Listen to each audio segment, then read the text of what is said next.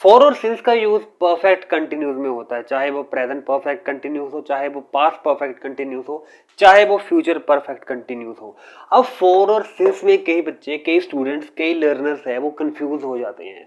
अब दोनों का मीनिंग क्या है, इसमें हम डिफरेंशिएट अब करेंगे। बहुत ही आसान है ये, पर फिर भी despite the fact that it is very easy, some students get confused, so that's why we have come with a video here।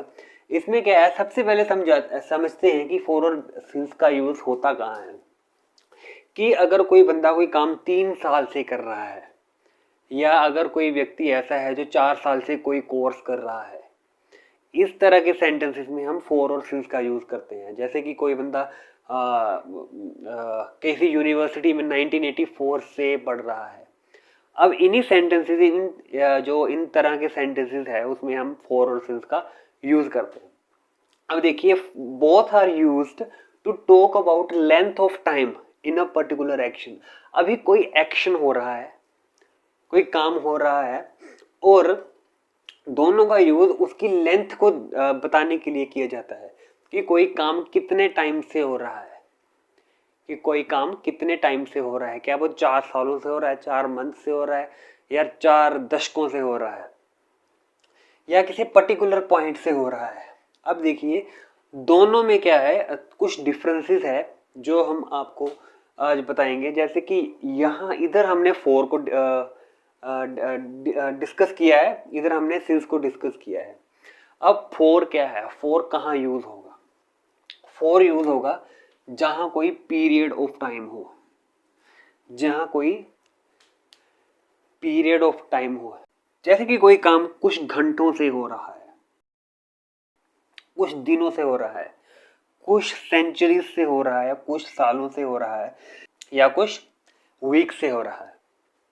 अब ये देखिए, जिस टाइम ड्यूरेशन को हम गिन सकते हैं, जैसे कि सालों को हम गिन सकते हैं, डेज को हम गिन सकते हैं, सेंचुरीज को गिन सकते हैं, 1 2 3 4 5, ईयर्स को गिन सकते हैं, और वीक्स को भी हम गिन सकते हैं। इसमें हमने क्या है, फोर का यूज करना है।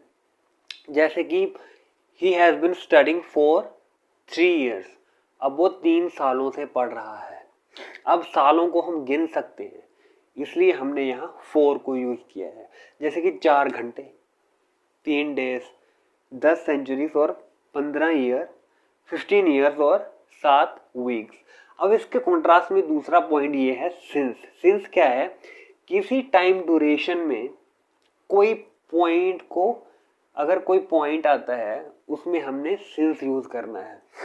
जैसे कि 8 बजे, ये कोई पॉइंट ऑफ टाइम है जहां कोई स्टार्टिंग टाइम को बताया गया हो, जहां की कोई स्टार्टिंग टाइम को बताया गया हो। इधर कोई स्टार्टिंग टाइम को नहीं बताया गया, इधर सिर्फ क्या है, सिर्फ घंटे, मंथ या ईयर्स को बताया गया है। इधर कोई स्टार्टिंग टाइम को नहीं बताया है, पर इधर कोई स्टार्टिंग टाइम को मेंशन किया होगा। जैसे 8 बजे, 7 जुलाई, संडे, 1988, और जब, जैसे कि तब से, जब से उसने ज्वाइन किया। अब ये देखिए, क्या हम जुलाई को काउंट कर सकते हैं? क्या हम संडे को काउंट कर सकते हैं? संडे जस्ट एक पॉइंट है। संडे क्या है, जस्ट एक पॉइंट है। 1988 भी पॉइंट ही है।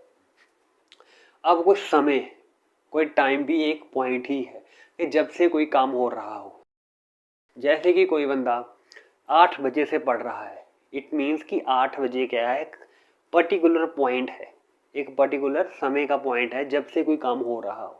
अब उधर हमने सिंस को यूज करना है।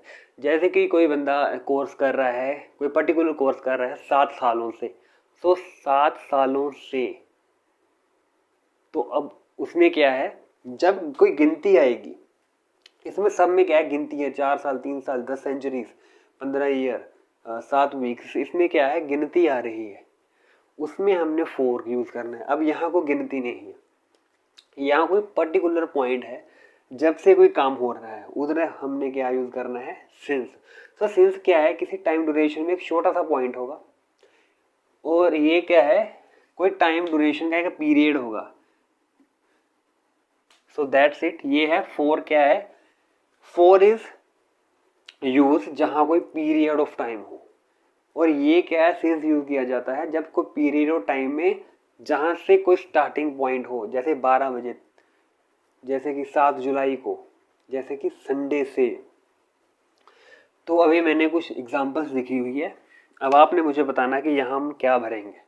ही has been living there dash 3 years, वो 3 सालों से वहाँ रह रहा है। अब 3 सालों में यहाँ हमने क्या यूज़ करना है, 4, 4 सालों से। I have been appearing in exam,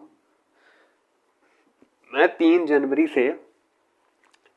से मैं एग्ज़ाम्स में अपीयर हो रहा हूँ। 3 जनवरी से मेरे पेपर पढ़ रहे हैं, तो हमने यहाँ सिंस यूज़ करना है क्योंकि ये पर्टिकुलर खास पॉइंट हो गया जहाँ से मेरे एग्ज़ाम शुरू हो रहे हैं। They have been managing the work dash he left, अब जब से उसने छोड़ा है वो तब से कोई काम मैनेज कर रहे हैं, तो तब से किसी खास पॉइंट से, इसलिए हमने यहाँ भी सिंस को ही यूज़ करना है।